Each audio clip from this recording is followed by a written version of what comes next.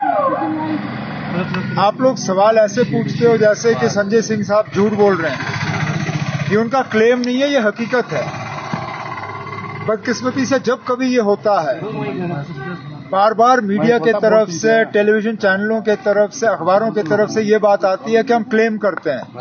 ये क्लेम नहीं है ना, ये सच्चाई है। 13 जुलाई को हमने क्लेम नहीं किया था कि हमें बंद किया गया था, हमें बंद रखा गया था। हमने 14 जुलाई को क्लेम नहीं किया था कि हमारे साथ हाथापाई हुई, धक्के मारे गए। ये हकीकत है और आज भी हकीकत है। संजय सिंह साहब को बंद रखा गया है। किस वजह, ये वही लोग बता सकते हैं जो इस फैसले के पीछे हैं। बार बार जो है इसी तरह की हरकतें की जा रही हैं। कहने के लिए तो कहते हैं कि जम्मू कश्मीर में सारा कुछ ठीक है, माहौल अच्छा है, लोग खुश हैं, सारा कुछ जो है वो एक नया जम्मू कश्मीर बन रहा है। लेकिन हकीकत ये है कि जब देखो तो ये लोग सख्ती के अलावा और कुछ नहीं करते।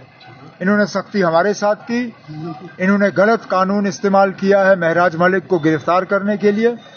गिरफ्तार करने का कोई वजह नहीं।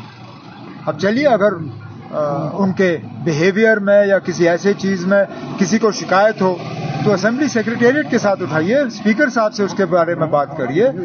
लेकिन पीएसए कानून एक एमएलए के खिलाफ लगाना वो गलत। अब उस गलती को आपने और ज्यादा बढ़ा दिया।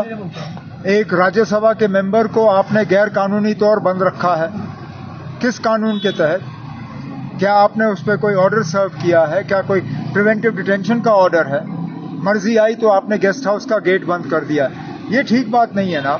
ये जम्मू कश्मीर की जमहूरियत के लिए ठीक नहीं है और इसका जो मैसेज, इसका जो पैगाम लोगों में जाएगा, ये बहुत गलत है ना।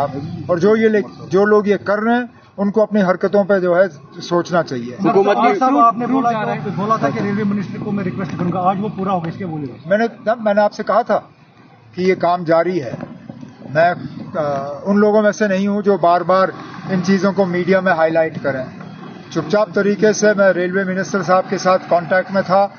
रेलवे डिपार्टमेंट के साथ मेरे सेक्रेटेरिएट के अफसर जो हैं वो लगातार कांटेक्ट बनाए रखे हुए थे। एग्रीकल्चर प्रोडक्शन डिपार्टमेंट और ग्रोअर्स के तालमेल के साथ आज ये मुमकिन हुआ कि 2 रेक जो हैं उनको कार्गो के लिए इस्तेमाल किया जा रहा है। ये आज हमारी मजबूरी बनी है, लेकिन आगे जाके मैं तो यही चाहूंगा कि एक रेगुलर फीचर बने।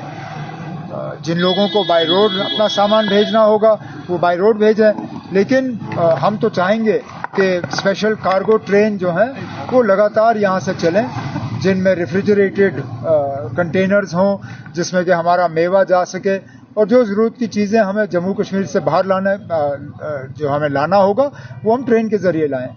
सर, हुकूमत की मजबूरी से हम बखूबी वाकिफ हैं, लेकिन ऐसे में जो महराज मलिक की कानूनी लड़ाई होगी तो उसमें क्या रोल रहेगा? कोई मैंने उनके वालिद साहब से मुलाकात की, बैठा, मैंने उनसे बात की और मैंने उनको यकीन दिलाया कि हमारे तरफ से जो भी मदद चाहिए होगी हम देने के लिए तैयार हैं।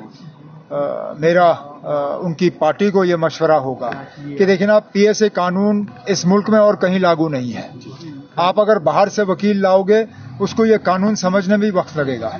हम मदद करने के लिए तैयार हैं। मैंने कुछ वकीलों से बात की है, वो वकील जो है इनका केस लड़ने के लिए तैयार हैं। बेहतर है कि वो किसी ऐसे वकील को यहाँ पे लगाएं जिसको पीएसए केस लड़ने की आदत है, जो इस कानून को जानता है। मुझे खुद पीएसए के खिलाफ लड़ना पड़ा। 2020 में जब मेरे खिलाफ पीएसए लगा तो मैंने यहाँ से एक अच्छा वकील करके सुप्रीम कोर्ट में वो लड़ाई लड़ी। मेरा मशवरा आम आदमी पार्टी को और उनके साथियों को यही होगा कि बाहर से कोई बड़ा वकील मत लाइए, आप यहीं से वकील ले लीजिए जिसको पीएसए का कानून जो है जो जानता हो। और इसमें अगर हमारी मदद की जरूरत होगी, मैंने महराज मलिक साहब के वालिद को कहा है कि हमारी तरफ से जो भी मदद होगी हम देने के लिए तैयार हैं। सर, फ्यूड यूनियन का कहना है कि 700 करोड़